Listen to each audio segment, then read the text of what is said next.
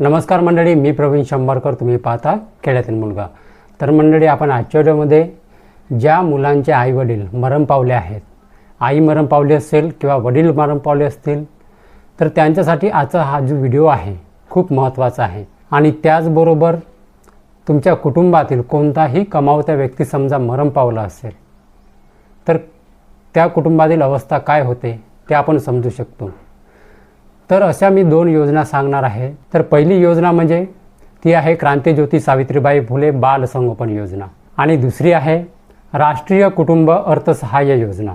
ह्या 2 योजना एवढ्या महत्त्वाच्या आहेत की पहिली जी योजना आहे ती बाल संगोपन योजना, ती आहे लहान मुलांसाठी. 0 ते 18 वयापर्यंत जे मुलं आहेत ज्यांचे आईवडील मरण पावले असतील किंवा घटस्फोट झाला असेल किंवा जेलमध्ये असेल, जे काही माहिती आहे मी या व्हिडिओमध्ये दिलेली आहे.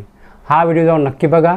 या दोनही योजनेबद्दल मी सविस्तर माहिती दिलेली आहे या व्हिडिओमध्ये.